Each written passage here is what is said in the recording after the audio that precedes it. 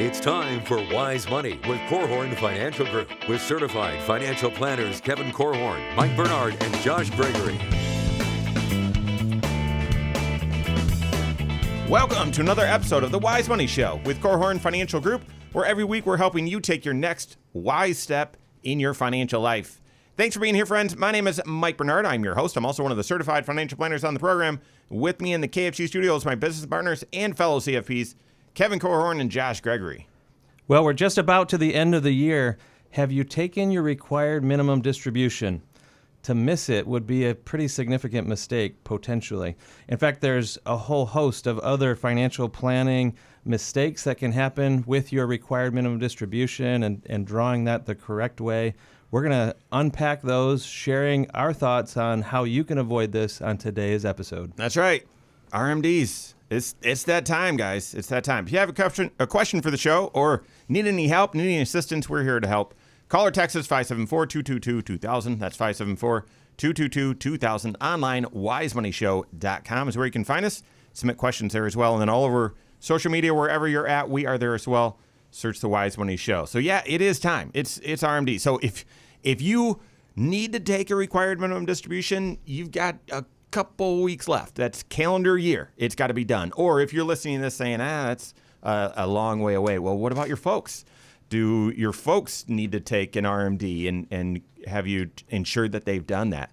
The rules have changed, and yet we do, as financial planners, doing comprehensive financial planning, looking at all 6 areas of someone's financial life, we see people make some common RMD mistakes when they see that as just an event as opposed to looking at it as a financial planning opportunity. So we're going to share those most common mistakes, but let's first start with the updates. It's changed quite a bit. So what's changed with RMD? And Mike, at the risk of hijacking things just a little bit, when you think about what is a required minimum distribution, I think back to early in my career, and I was sitting at the kitchen table with some folks who became very good friends, and they thought that when they turned 70 and a half, now this was 1995, so 70 and a half was the age, but they thought when they turned 70 and a half, they had to take all of their IRA money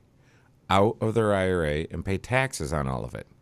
And this is very confusing. Now, it's not confusing to us because we've been sleeping and breathing this stuff for the last collectively 100 years, or so. I'm not just, it's important to understand if you say RMD requirement, what in the world is this? A required minimum distribution means that once you hit a certain age, you're required to take a certain amount out of your retirement plans. That's as simple. Josh could probably simplify that, but no, I think that's the right idea, and that certain age is one of the things that has changed here with recent tax laws. In fact, the Secure Act 1.0 adjusted the age. Secure Act 2.0 adjusted it again. So, boy, if you dialed into these rules, you thought you understood them, and then took your eye off the ball, boy, they may have changed, and you may not actually have a current understanding. So we're going to bring you up to speed on that. But as it stands right now, here in 2023, those who are age 73 on up have to take this required minimum distribution. Age 73 is the new starting age, or the required beginning age. And technically, if you turn 73 this year, you have up until April of next year to get it done. You get a little bit of bonus period to start drawing your required minimum distribution, but that's only the first year. Yeah, technically, and I don't mean to split hairs here, but if you turned 73 this year, you were 72 last year, so you took your first RMD last year when the rules were 72. So no one new aged into RMD this year, but next year, if you're turning 73, technically you have until April of the following year to draw. But then you've got to double up. You've got to take 2 RMDs in that 1 year, and you're going to want to do the tax planning to see if that makes the most sense. Yep. So it used to be 70 and a half. Why do you guys think they chose 70 and a half? Well, Mike, it's an incredibly logical age. I mean, when you think about like big milestone ages in your life, I think of ages like when you hit 59 and a half or 70 and a half. Yeah. And so it's kind of like your sweet 16 or, Right. I mean, the question is, why not pick 70 and a half? It's so logical. So it was 70 and a half for forever. They moved it to 72. And then, as Josh mentioned, at the beginning of the year with the Secure Act 2.0, they moved it to age 73. Now, it's 73 if you were born between 1951 and through 1959. So it's only going to last for about 10 years. Starting in 2033, so for those of you born in 1960 or later, your RMD is going to be 75, unless they change it again. That's right. They built in to this most recent change. They built in another change coming. So, but other than that, it makes perfect sense. And so anyway, I feel like I've had more conversations with folks over the past couple of years about this anticipation of, wait a second, do I need to do it? Because there's this concern I'm going to miss it. I'm going to be required and I'm going to miss it. And that's one of the, I would argue, one of the significant benefits of having a certified financial planner. They've got this on their radar because it is a financial planning issue that you need to plan around. Yeah, you think about all the processes and procedures that we in our firm have in place to help make sure that clients don't miss their required minimum distributions. Not only that first year, but then every year after that, it's still a requirement. And you don't want to just get busy enjoying retirement and forget one of these compliance obligations that you have. Well, if you do, there's a slap on the wrist. And it used to be a slap with a metal ruler or like they threw the eraser at you sort of thing. It was a pretty stiff penalty. Yeah. Part of the Secure Act 2.0, they've reduced the penalty a little bit as well. Josh, you've got those details? Yeah, the penalty, we always used to say, man, this is one of the steepest penalties in the entire tax code. It used to be that if you missed your required minimum distribution, you would not only have to make that up, draw the right amount out when you discover it, pay the taxes on that IRA distribution, but then on top of that, pay a 50% penalty. 50. Whatever you were supposed to draw out and didn't, it's going to be 50% penalty. They've since reduced that, cut it in half, essentially. Mm-hmm. Now the penalty is 25%, still nasty. But there's also a rule that says if you get it fixed within in a timely basis, which I believe is defined as within a couple years after its original due date or the year it was supposed to be drawn, then the penalty can drop down to 10%. I don't understand this. And Kevin, before we turned on and started recording, it doesn't make sense. Why? Why would you change this penalty? It almost makes it feel like, okay, this is required. I mean, that's still 25% is a steep penalty. Yeah. But to have a couple of years grace period? It's a little confusing. And when you look at the tax code, it's voluntary compliance. So you are expected to know the rules and comply with the rules. You don't have to. But it appears as though the IRS is getting even better at using tools like artificial intelligence and the 87,000 new agents that they're trying to hire. Like, they're going to find this stuff and you will get slapped with the penalty. Yeah. And so the confusing thing is, I'm sitting here listening and thinking about this. We will meet with 3 or 4 clients a day, and we'll help them make sure they've got their required minimum distribution. It's the right amount, and make sure they understand what their options are. What can they do with those dollars that they pull out of their retirement plan? What should they probably not do with those dollars? We do that 3 or 4 times a day. If you are an individual, you need to do that once a year. So when, I don't know about you, but whenever I have something to do once a year, I find that I tend to do it on the very last moment that I possibly can do it. And if you're doing your required minimum distributions that way, you might not come up with the best answer. That's why Mike was talking about having a guide, having a Sherpa, someone who knows what they're doing, helping you figure out what should I take out, when should I take it out, and what should I make sure I'm doing or not doing with those dollars. I'm so glad you pointed to the fact that this is only once a year that you're dealing with this. And so when I have to do something once a year, it's like relearning every single time as well. So I love that advice, to make sure you have someone walking with you to make sure you're doing it right, doing it on time. So changing one of the updates we just shared is changing the penalty amount, still a stiff amount. So don't flirt with that. There's another change and update that we want to share, and that's on inheriting an account from someone that's a family member, that's not your spouse, and then common RMD mistakes. So we've got that and more coming up on the Wise Money Show with Korhorn Financial Group. Hello, YouTube. Thanks for being here. This is the Wise Money Show. What you're watching right now is our weekly 1-hour talk show that airs right here on this channel, 10 a.m. Eastern Time every Saturday morning, also on podcast at the same time, but also on a couple local radio stations as well, which is why the content's broken up the way that it is. But right here on this channel, you'll find tons of videos, next wise step videos that air all throughout the work week, taking one financial concept, applying it directly to your financial life, all with the aim of helping you take your next wise step in your finances from a comprehensive financial planning viewpoint. So make sure you hit that subscribe button, turn on notifications. If you like the content, leave comments below as well. We appreciate it. All right. So you're going to unpack the yeah, last we're going to one? do it quick, because that could be an entire show. It will be once they straighten out the rules, but we'll. I thought if we needed if the first little bit didn't take that much time, we could expand on this, but we'll just address it, and I'm happy to take the lead on it. Okay. And then we'll get into common mistakes. Good? Good. All right. How's required minimum distribution work when you have multiple accounts, IRAs, maybe an old 401k, 403b? How does that work? We're helping with that and more. This is the Wise Money Show with Korhorn Financial Group. Thanks for being here.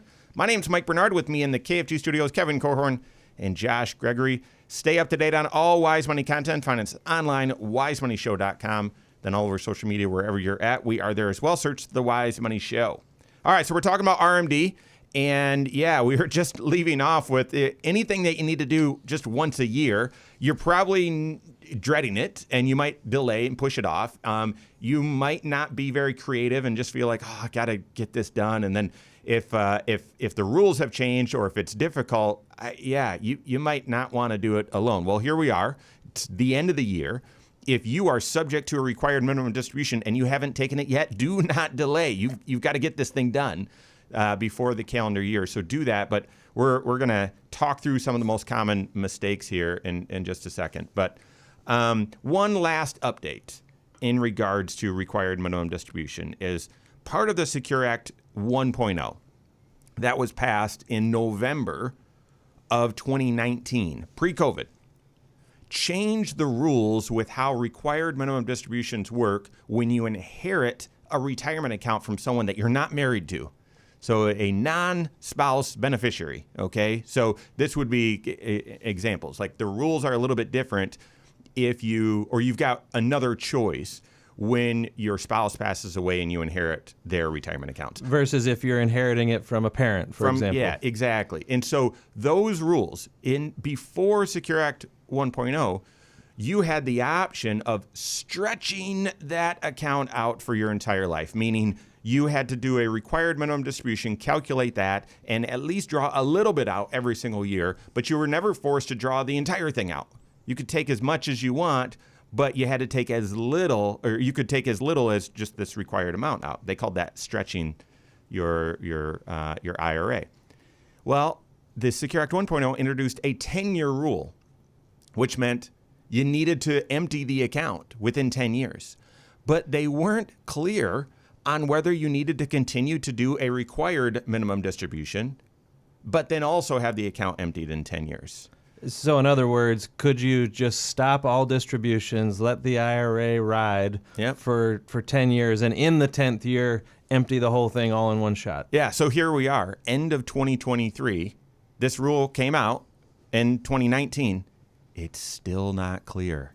The IRS has said they had contradictory language in the original publication. That got all sorts of people confused. They said, okay, wait, we'll take a flyer on this. Send us your feedback and opinions. People have done that several times, and the IRS has continued to come out with updates saying, we'll update you later.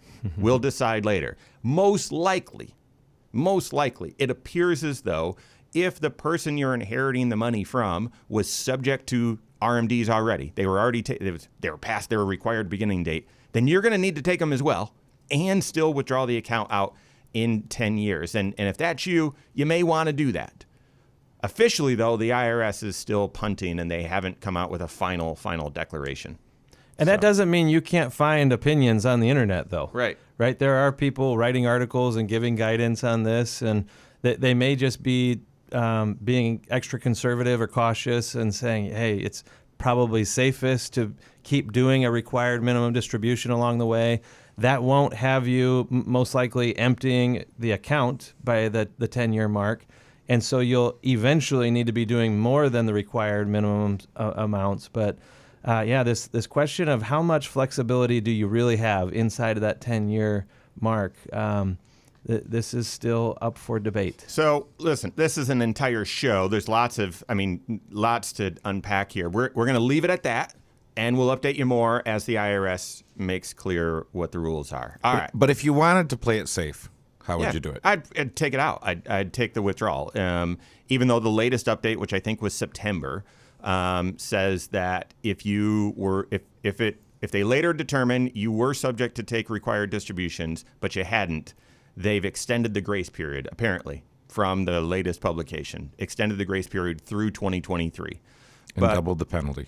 Not funny. Sorry about that. All right, so let's transition, right? Because the RMD, the rules have changed. It is required. There's penalties, and because you're only doing it once a year, and it doesn't need to start until you're in your 70s, this is rife with mistakes.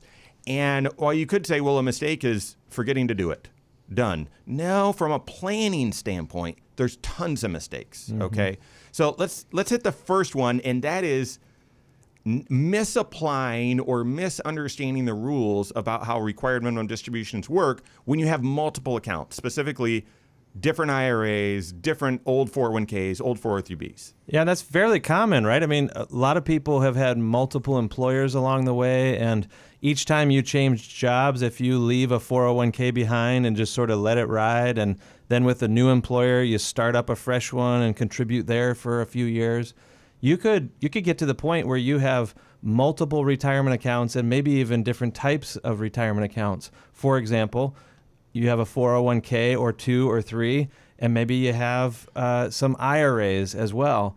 And it is true that maybe all of those are traditional accounts. Maybe not one of those dollars has ever been taxed before, and you're going to have to start drawing money out of those accounts each year when you reach age 73.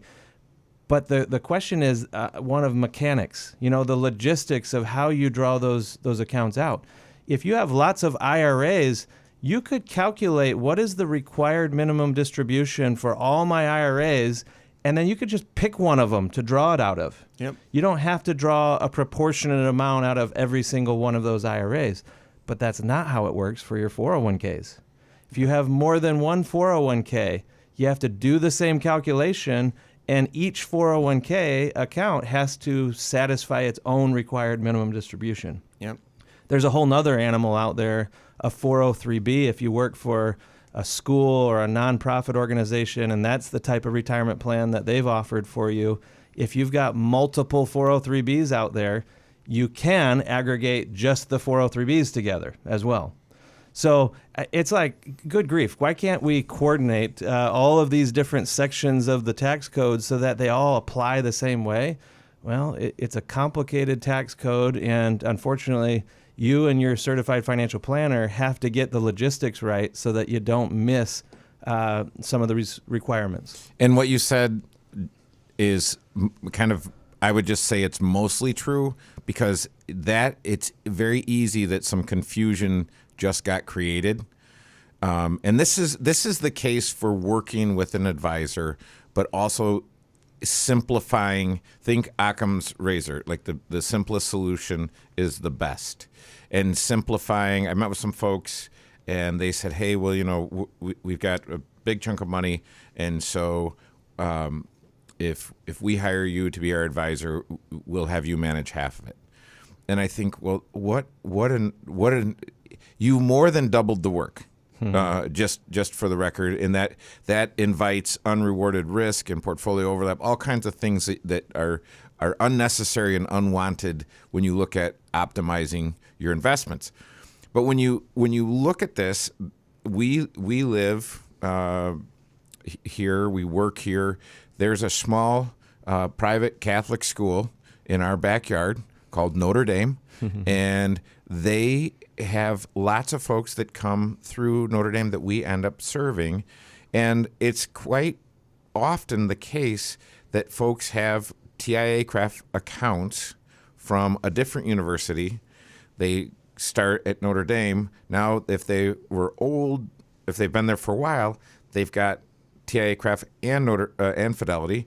And then they go to the next school and they might have TIAA-CREF again. Well, there are some accounts, and I've helped these people, where you can't aggregate this particular account. So you need to understand what's the difference between a 403B and a 457 and these different types of plans. Because if you heard Joshua say, hey, if you got 403Bs, you can just aggregate them all, take the big number, divide it by the divisor, and that's your number.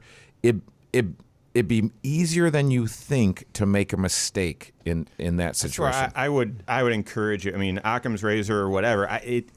We want to simplify your financial life. Think about just managing investment strategies, managing beneficiary changes, managing if and when something happens to you. When you get to RMD age, if you've got this much complexity of I've got these accounts and this one I can aggregate, these I have to keep separate. Oh my goodness.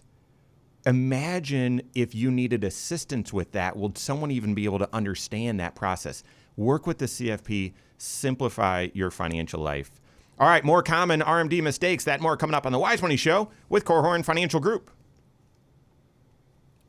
All right. No, we had that because I was insisting that we could take the big number and divide it. And Brendan, for those of you who are not here in the room with us, you might not know who Brendan is, but he's one of our rock star CFPs.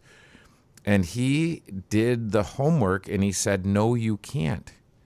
And it's always frustrating when Were they all 403Bs? No. Oh, yeah. So when you know something to be true, that's actually not true. But that 457s are the same as 401ks, where you have to Correct. draw it from the individual And if account. you don't know because it's not clear on your statement, or you stop getting statements and you just go online and you just think this is all the same thing. Mm-hmm. So it's very frustrating because because you know when you know something to be true and you're proven wrong, it's very frustrating. Rattle your confidence. All right, here we go. We'll pick up the next one, and the next one is taxation of Social Security. And how are we doing? Are we pacing okay? We're a little behind. A little behind. Doesn't matter, though. We didn't say how many mistakes we're going to share. So I did that intentionally. We'll see how many we get in. What's your guess, though? 2. Okay. Let me, it's getting warm. Our temperatures are different. I'm just going to say that. Yep. Well, I was trying to wear KFG gear. Can I have that vest? Yep. Yes, you may. All right. Here we go. Does Social Security, drawing Social Security, does that impact your required minimum distribution? Well, it definitely impacts the planning for it. We're going to explain that. We're hitting that more right now. This is the Wise Money Show with Korhorn Financial Group. Thanks for being here. My name is Mike Bernard. With me in the KF2 studios, Kevin Korhorn and Josh Gregory. Every episode of the Wise Money Show, as well as a lot of other content, videos, and all sorts of resources are on the Wise Money YouTube channel. Go to YouTube, search the Wise Money Show, subscribe to it there, turn on notifications so you're aware every time we drop new content. And well over 1,000 videos there. So go to YouTube, check it out. Okay, we're hitting RMD, required minimum distributions, this weird thing that Kevin helped define right at the beginning of the show, and that is for your pre-tax retirement accounts, when you reach a certain age, the IRS, it's long been a rule that, hey, you've avoided tax on this money for so long, we're going to force you to start taking some money out. Every year, you've got to do this calculation, And that calculation determines the minimum amount out that you're required to draw. Now, you can take out more than that. It's fine. But you've got to take out that minimum amount. And I'll just tell you right now, one of the mistakes that's not on the list is people not calculating that. Just, I'll take the same as last year. I'll take the same as last year. And totally missing it. Okay, so make sure you do that calculation each year. But what are some of the most common mistakes with this? Well, the second one, this next one that we're going to hit, is not being aware of how now drawing dollars, being required to draw dollars out of your IRA, influences the taxation of Social Security.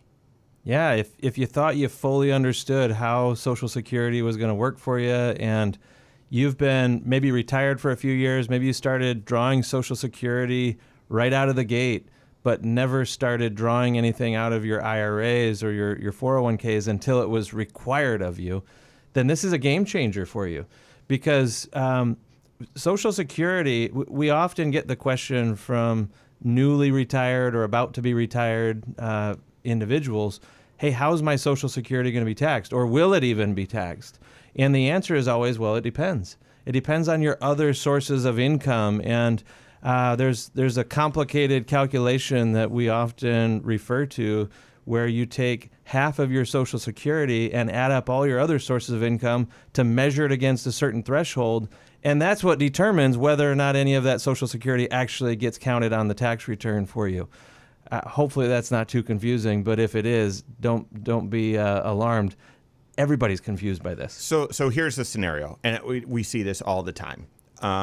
With this generation, there's more frugality. If I were to just paint with a broad brush, and you're drawing Social Security, and you're taking $1,000 a month out of your IRAs, and those are your sources of income. Maybe you've got some interest and dividends, but that's pretty much it. Because maybe you're past the go-go years of retirement, and you're into the slow go or no go, and that's what's going on. But then when you do the calculation, well, you're taking $12,000 out of your IRAs, but when you calculate your required amount, well, you actually need to be taking out $25,000 total. So you take out the extra $13,000 and thinking, well, there's not going to be much tax on that, or you know what, I'll withhold 10% on that because some of it might be taxable. Thinking that, well, $13,000 is the increase in your taxable income. But the increase in your taxable income is more like $21,000 because that $13,000 of additional IRA income that lands on your return also pulls another 10 to 12 grand of Social Security onto the taxable line of your Social Security. And I am not exaggerating. Those are not exact numbers, but they're pretty stinking close. Yeah. You get to a point where every dollar of additional income is pulling almost $1 of Social Security onto that taxable return as well. Okay, so I don't know what you just heard Mike say, but don't hear him say all your Social Security you're going to pay in tax. And I guess we're talking about common misconceptions on this show. One of the common misconceptions, and I've heard it a number of times by folks that have said, well, I'm not drawing Social Security yet, because when I do, I'm going to pay it all back in taxes anyway. And so this stuff is confusing. If you think that, don't feel bad. It's confusing. Yeah. But that actually is not the case. What you will do, as Mike said, you're going to have 100% of your Social Security.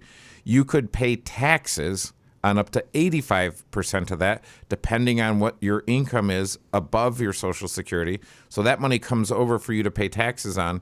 But I'd rather pay taxes on 85% of a dollar than pay 85 cents in taxes. Yeah.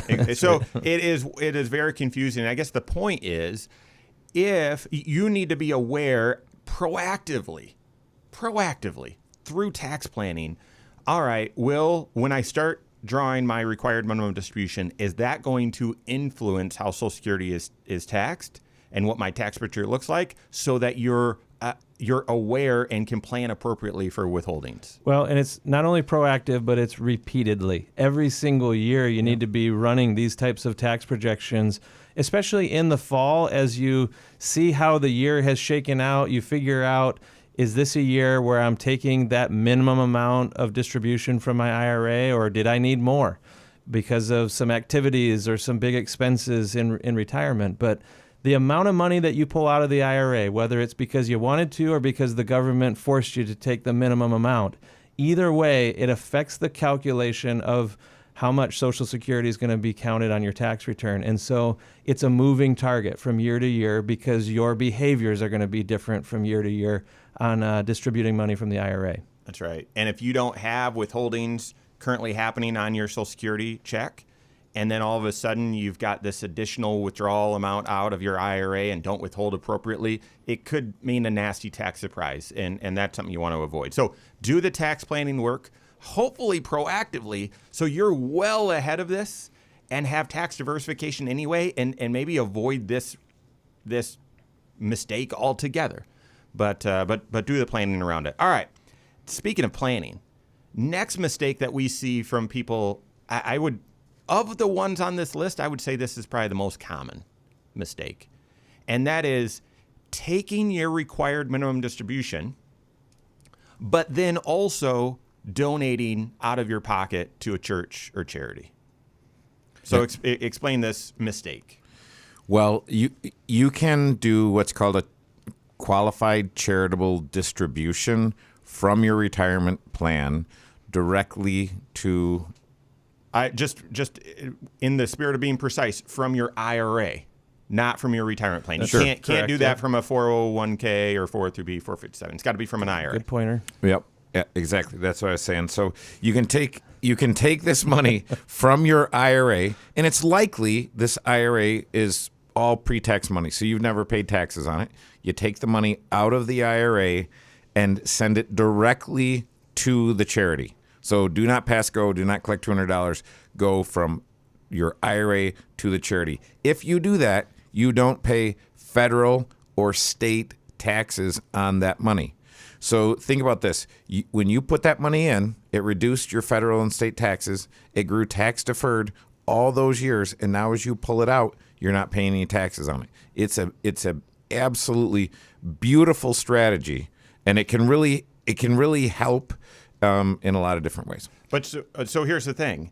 If you're also then, if you're taking your required minimum distribution, many people don't know this, but a qualified charitable distribution can count towards your RMD. That's right. It helps satisfy that required distribution, even though the IRS isn't getting any tax money out of this deal. Yeah. Right? So if you have to take $25,000 out of your IRA, this is one of the ways that not all $25,000 has to land on your tax return as income to you, because the portion that goes to that charity directly from the IRA to the charity, as Kevin was describing, that satisfies the IRS that you're being in compliance, but it does not get counted as income to you on the return. So you could state this mistake differently.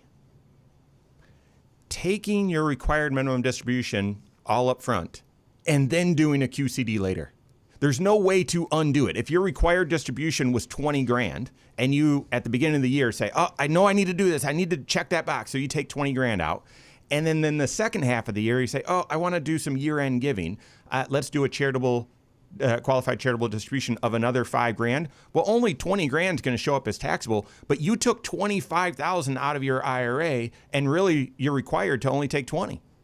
If you would have taken the qualified charitable distribution up front, that $5,000, then you're required, the remaining amount of your required minimum distribution would only be $15,000. And we're not supposed to do math on the radio, but getting it in the right order is critically important. You're not gonna. I just don't think you're gonna do that by accident. You need to be working with the CFP, doing planning around this so you capture this opportunity. All right, we got a few more RMD mistakes, that and more coming up on the Wise Money Show with Korhorn Financial Group. I hate this chair. You know, we've been doing this for 9 years. I don't like this chair. Well, I got to tell you, I feel like One when of I the look, best chairs ever made. I don't know. no, not even close. This chair, I love this chair. Yeah? This chair was purchased in 1998, and it is nearly perfect in every way. Yeah, except Molded. for the tears and Molded the drip right smells to you. and the stains and What are you, Joshua? What? Are you? It's been through a lot. Speak for yourself there, Josh. It will be back in style eventually. I agree. That's funny.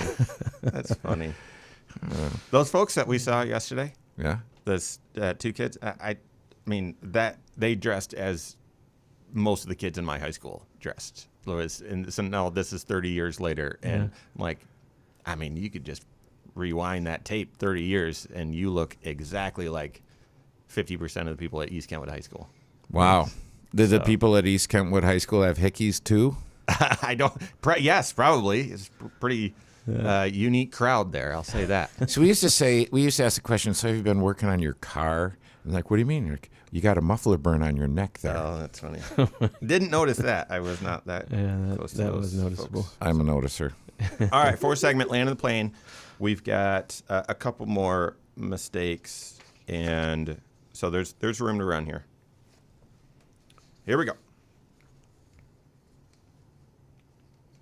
Thanks for being here. This is the Wise Money Show with Korhorn Financial Group. My name is Mike Bernard. With me in the KFG studios, Kevin Korhorn and Josh Gregory. Every episode of the Wise Money Show is on podcast. It's a podcast for everything. There's even a commercial making a joke about podcast for everything.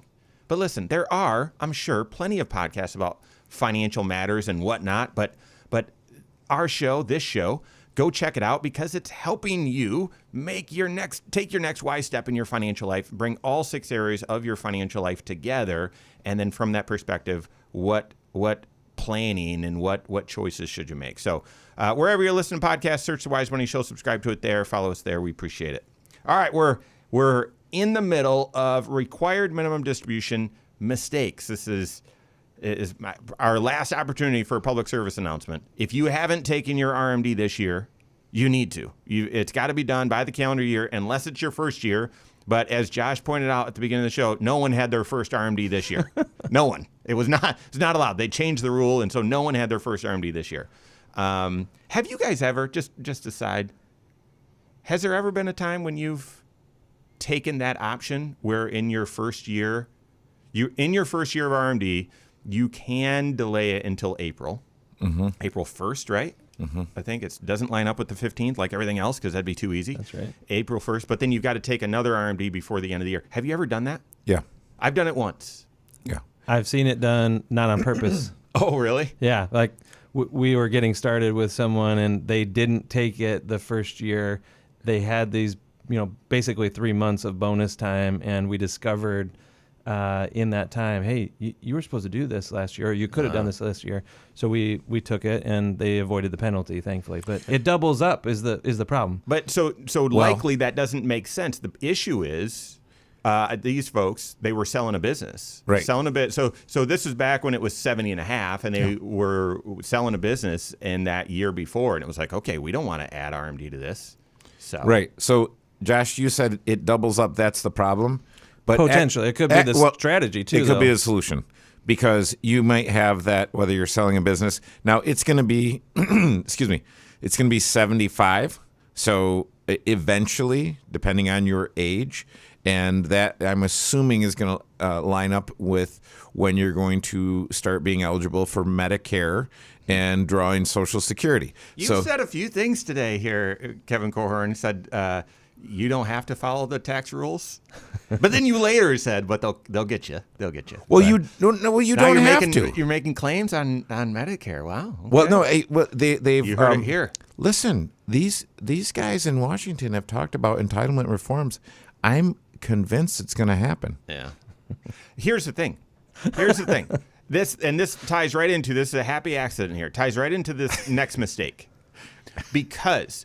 What if you were working a strategy to try for maybe your estate plan and tax planning and cash flow planning and retirement planning, right? So you can't look at RMD and say this only impacts my taxes. It impacts 4, if not 5, of the areas of financial planning, maybe more. But if you're doing Roth conversions and you have a goal of converting a certain amount, you might take the option of saying in my first year of RMD, I'm going to delay it to the next year so I can do more RMD this year, and then it's worth it to double it up because next year my RMD will be a little less because I have less money in my IRA. So here's the thing. This is the fourth strategy. I don't think anyone followed you. I think you said that actually wrong. Oh, okay. The strategy is I'm going to postpone my required minimum distribution into the second year, essentially. Yep. So that I can do more Roth conversions. Is that where you were going? And the Roth conversions by having then a lower balance in my IRA, because I've moved more of it to my Roth, my RMD will be lower. So yeah, I didn't finish the thought there. Gotcha. Because it is confusing. Yes, but here's a mistake. You cannot do a Roth conversion of your required minimum distribution. Yeah. And therefore, people that are aware of that and aware of this strategy might look and say, okay, once it's RMD time, not doing Roth conversions. And that's a mistake. That's a mistake. If you have if the maximum amount of your Social Security is already on your tax return, and you're taking your RMD and you're in the middle of a tax bracket, maybe you should consider doing Roth conversions. Yeah, and because the other thing is, we've been talking about RMDs as if we're not taking any money out of your IRAs. For most folks, they're living on their IRA to some extent, and likely the amount that you're living on is satisfying the required minimum distribution. So there are a couple things that we talked about. One thing that you can and should do, and one thing that you cannot do with your RMD. With your RMD, you can and should push that money to a charity to the extent that you're giving money to charity in that given year. You cannot convert that any amount of that RMD to a Roth IRA, as Mike just said. But if you are already taking a couple grand a month out of your IRA, your required minimum distribution is satisfied, absolutely consider the Roth IRA, because if you're already paying taxes on a good chunk of your Social Security, then the additional amount that you pull out of that IRA is only going to be taxed. It's not going to add another 50 or 85% to it. Right. I'd be cautious. Yeah, you're right. Completely right that most people are supplementing their Social Security. They're living off of withdrawals from their IRA, and oftentimes that is set up as a monthly withdrawal, and that satisfies the RMD. Well, if you're hearing that and saying, well, therefore I will satisfy my RMD throughout the year, but I'm going to do a Roth conversion in February before your RMD is satisfied, can't do it. You've got to take your RMD first before doing that Roth conversion. So just be aware of that. I did not know that. Yeah. You got to take it In my first. mind, I would have said, well, it's all showing up on a 1099 at the end of the year, and the IRS isn't going to really know the timing or anything. So logistically, you got to get one done before the other. Interesting. That's like, I talked to Caleb last night, and he said, Dad, some of these rules don't make sense. Like, you can't put your hands in your pockets. And so why can't you put your hands in your pockets? And he said this, one of their higher ups was explaining why you couldn't. And there was no explanation. Yeah, that's funny. Our listeners don't know where Caleb is, though. So Caleb's in Quantico, Virginia at Officers Basic School, and he is a second lieutenant in the Marines. That's right. That's awesome. And they've got definitely rules. To Yeah, follow, huh? well, I know this for sure. I'm a proud father knowing that he's not putting his hands in his pockets. All right, last mistake here with RMD, and this one is, this one can be a little bit confusing. The other ones were very straightforward, but this one is, hey, I don't need this money, and I'm required to take it. So I guess just give me the money and it'll sit in my checking account. I mean, if you don't need the money, that's a fantastic financial situation to be in. But the mistake is not repurposing the dollars. I mean, there are just tons of financial planning options. I mean, you think about this. If you don't need the money, well, are your kids maxing their Roth IRA? What if you turn your RMD into dollars that won't be taxed again for the next 50 years and won't have an RMD with them? Now, yes, if you give the money to your kids, they could draw it out, whatever.